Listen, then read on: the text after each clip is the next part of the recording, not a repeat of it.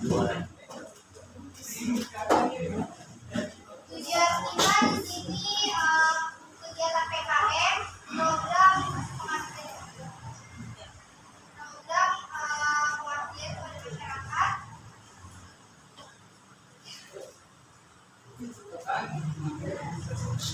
Ya udah, di sini kita akan membawakan materi tentang hadis. Bagian hadis. Dimulai dari materi pertama.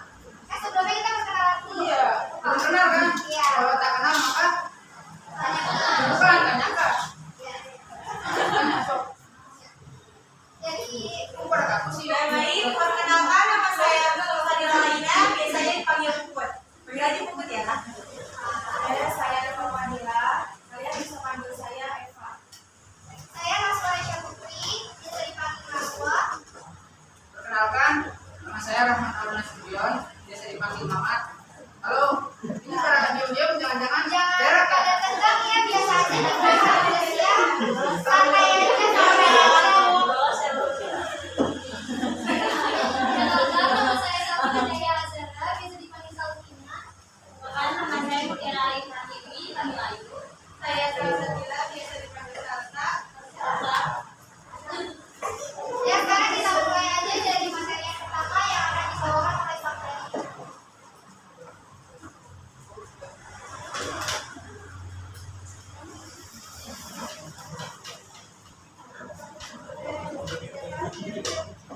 Oke, baik, di sini saya akan menjelaskan tentang pembagian hadis. Sebelumnya udah pernah belum belajar tentang hadis? Ini yang belum udah belajar sendirian atau nggak masuk? Oh, males. Oke. Di sini pembagian hadis itu ada berapa? Ada? Ada di dua. Ada di? Hadis sahih, hadis hasan, sama hadis dhaif. Di sini saya akan menjelaskan hadis hasan dan hadis sahih ya. Hadis sahih dan hadis hasan.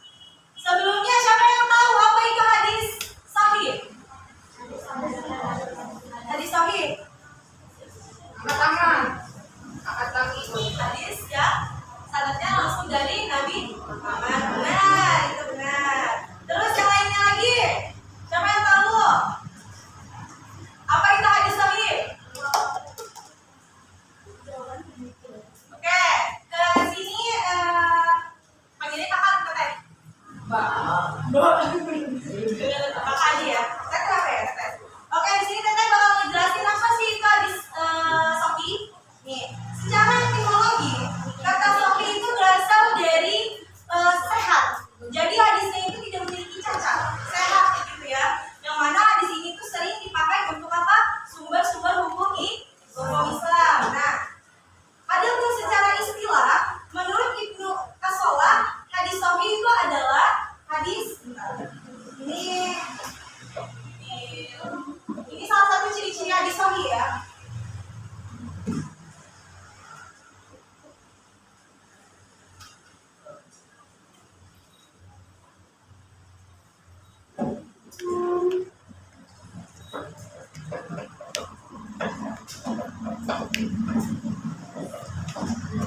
Yang pertama apa ciri-cirinya? Sanadnya langsung dari Rasulullah.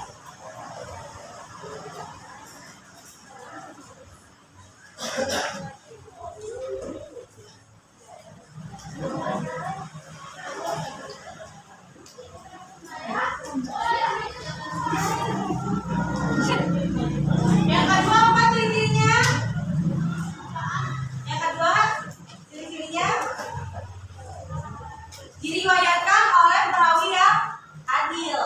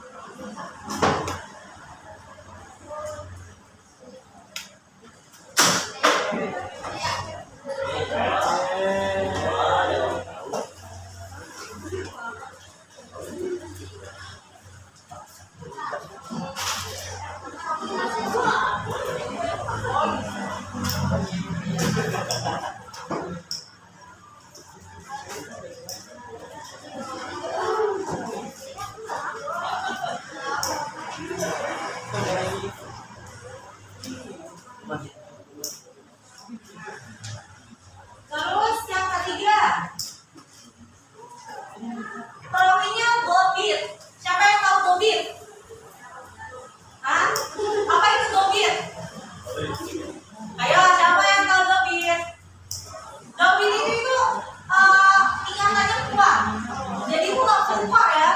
Kalau kita kan lupa, masih lupa kan? Saya lupa banget. Jadi kalau Gobil itu yang perawinya itu, yang merawikan hadisnya itu harus kuat ingatannya gitu ya. Jadi perawinya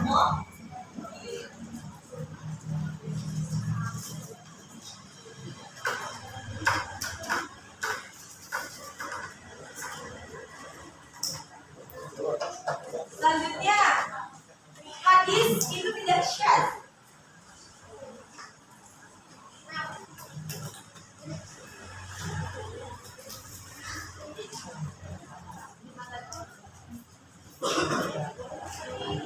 Nah, yang terakhir itu hadis tidak ada illat.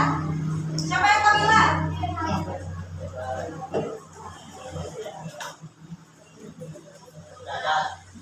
Cacat. Nah, good. Jadi hadis ada cacat ya, cacat yang terang-terangan maupun cacat yang tersembunyi. Oke, ini adalah ciri-ciri hadis sahih. Kalau misalnya hadisnya itu mempunyai 5 ciri ini, berarti hadisnya itu sahih. Dan hadis sahih itu terbagi menjadi 2.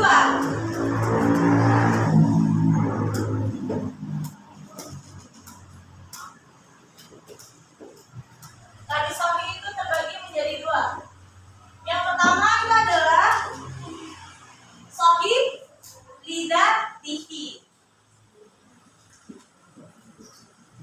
Sahih lidzatihi. Apa itu sahih lidzatihi? Siapa yang tahu? Hah? Siapa yang tahu? Apa itu sahih lidzatihi? Gak ada yang tahu? Oke. Sahih lidzatihi itu adalah yang mana sahihnya itu karena dirinya sendiri. Maksud karena dirinya sendiri itu apa? Nah, sahih lidzatihi ini adalah sahih karena mempunyai 5 ciri-ciri ini. Jadi itu udah benar-benar sahih banget. Jadi tingkat sahih yang paling atas. Gitu. Jadi semuanya itu ciri-cirinya ada. Jadi sanadnya bersama kepada Rasulullah, diriwayatkan oleh perawi yang yang adil, terus perawinya gobir, hadisnya itu tidak ada syadz dan hadis tidak ada illat. Nah, itu disebut dengan hadis lidzatihi. Terus yang kedua itu adalah sahih lighairihi.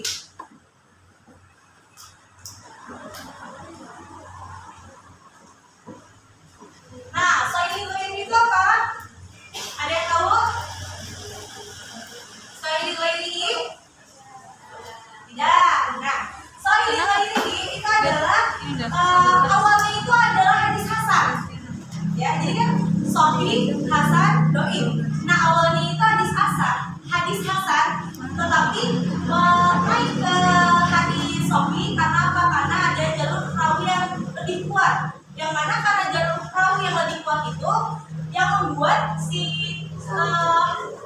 awalnya itu hadisnya hasan jadi hadis sahih lighairihi ya. Jadi hadis lidzatihi itu yang sempurna, tapi kalau hadis sahih lighairihi itu adalah yang awalnya hadis hasan, tapi karena ada jalur perawi yang lebih kuat, maka dia naik ke hadis sahih lighairihi. Paham? Sampai sini paham nggak?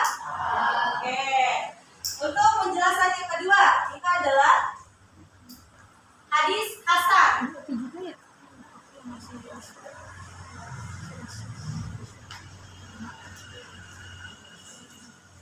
Yang kedua itu adalah hadis hasan. Nah, apa itu hadis hasan? Hadis hasan itu terbagi juga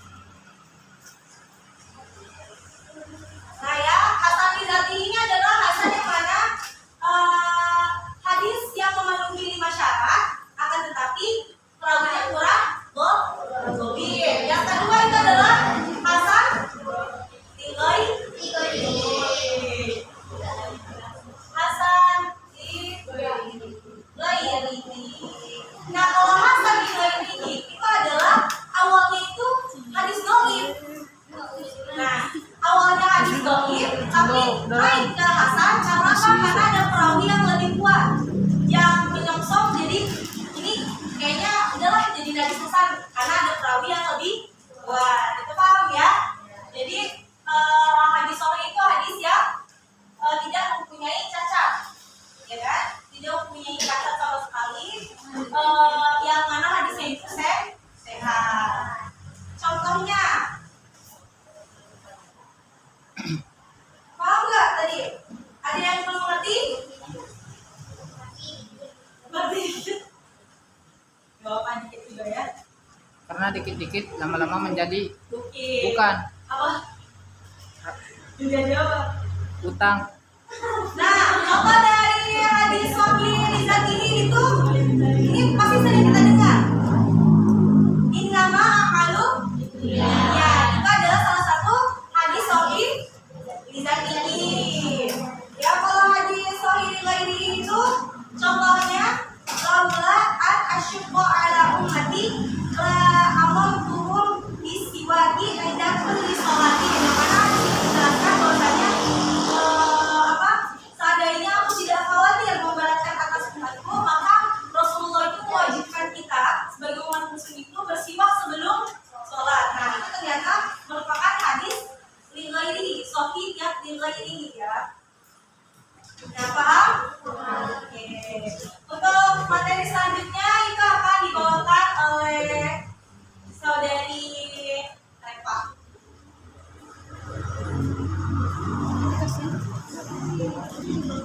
Biarin dulu aja ke bawah, sampai di sini.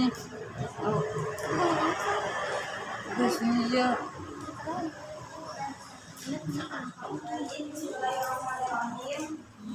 Udah mending kalian di bawah dulu semuanya. Reva mau menjelaskan penjelasan dari teks bagian-bagian hadis. Jadi kan bagi hadis ada hadis sahih, hadis hasan. Sekarang bagian yang ketiga yaitu hadis dhaif. Hadis dhaif. Nah, siapa yang tahu di sini hadis dhaif secara spesifik?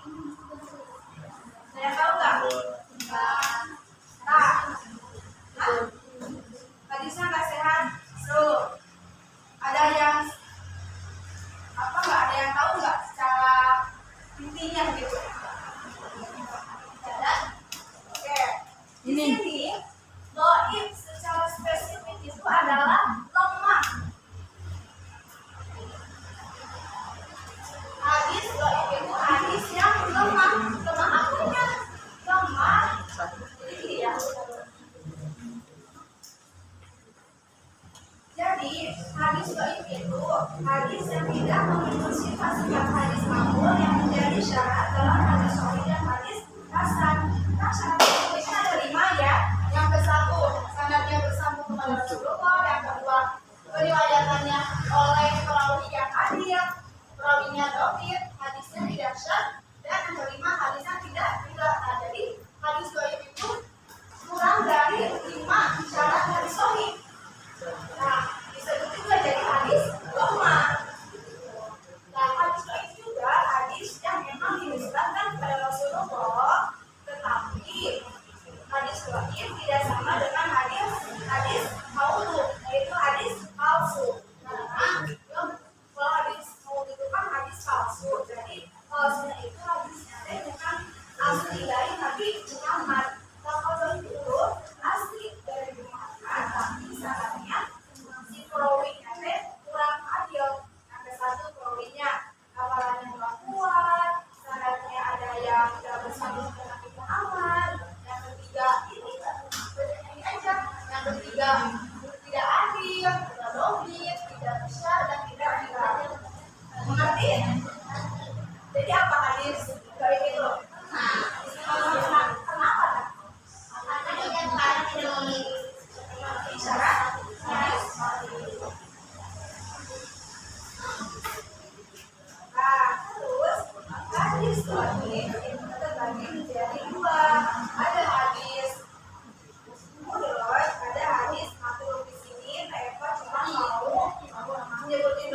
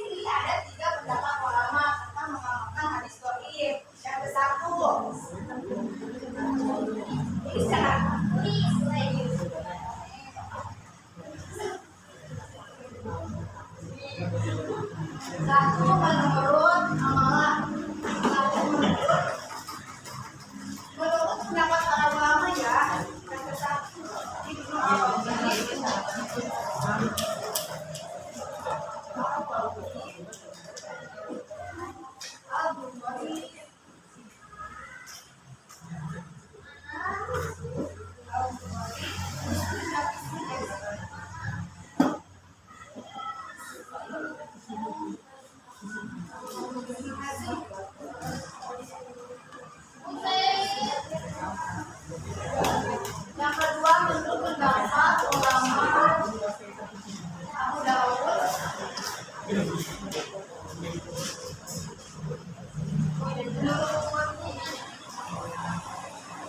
Imam Ahmad,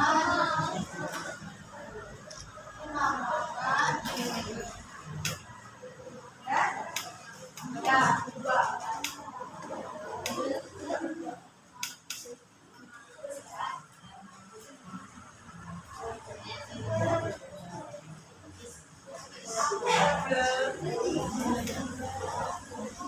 Yang ketiga menurut Imam An-Nawawi,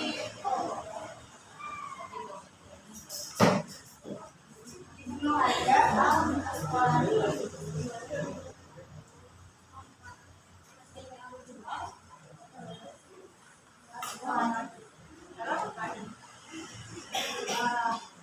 ini tiga ini menurut para ulama itu kan tentang bagaimana cara kita mengamalkan hadis dhaif. Yang satu menurut Al-Rawi Al-Bukhari Muslim dan Ibnu Hasan.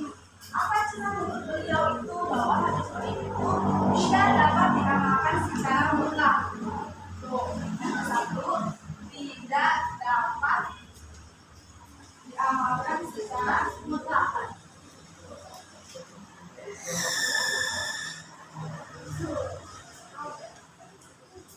Nah, yang kedua, Menurut Ibnu Daud dan Imam Ahmad adalah dapat diamalkan secara mutlak. Dapat diamalkan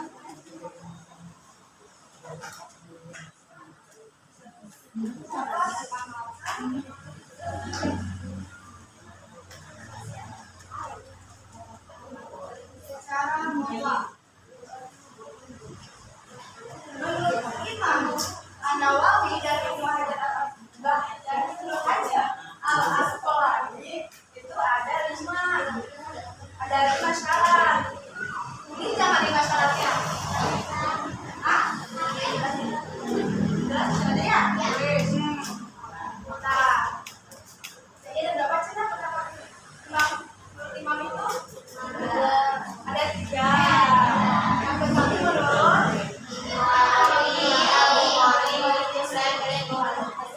jadi gimana tak amalinya?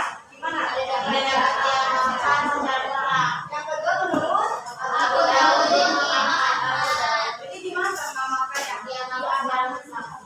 Boleh diamalkan secara mutlak. Yang ketiga itu ada syaratnya, boleh diamalkan tapi ada syaratnya. Yang kesatu dalam perkara tertentu seperti fadhailul amal. Tahu nggak kalau fadhailul amal itu apa?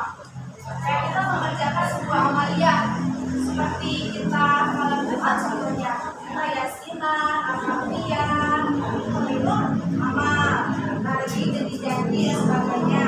Yang kedua syaratnya itu boleh diamalkan. Yang kedua doibnya tidak terlalu parah seperti hadis ma'ruf dan maudhu'. Tadi kita pernah menjelaskan apa itu hadis maudhu'. Hadis yang palsu yang mengada-ngada bukan dari Nabi Muhammad SAW. Yang ketiga terdapat kesesuaian antara hadis dhaif dengan ayat Al-Quran atau hadis yang telah diamalkan. Yang keempat tidak meyakini bahwa hadis dhaif itu 100% dari Nabi Muhammad. Jadi ini mengerti tidak tentang hadis dhaif? Sekarang saya mau ngejelasin ya tentang contohnya hadis dhaif. Ini fadhailul amal. Kita malam Jumat kita sering yasinan ya, sering yasinan, sering al-fatihah. Sebenarnya dalam hadis kita mengamalkan yasinan itu tidak ada hadisnya. Dhaif, lemah. Yang ada juga tentang kita mengamalkan malam Jumat itu al-fatihah. Itu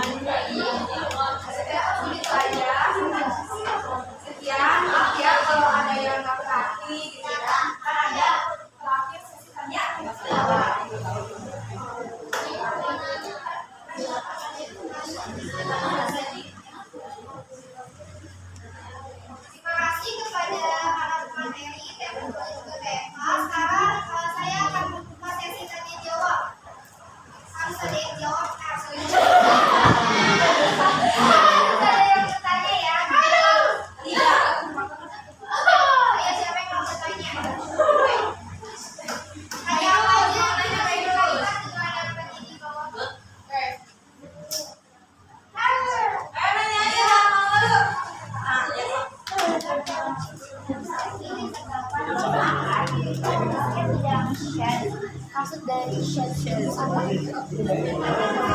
Coba ulang lagi. Ulang lagi. Maksud dari syadz. Lagi pertanyaannya. Coba sok nanya lagi. Ulang.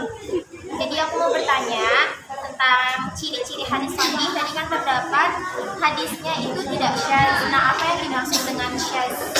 Terima kasih. Ayo siapa lagi? Dua pertanyaan lagi. Ya, ya terang ya. Mana di mana share-nya? Ini. Oh, jangan di kamera lagi, jangan biarin nggak apa-apa. Introspeksi.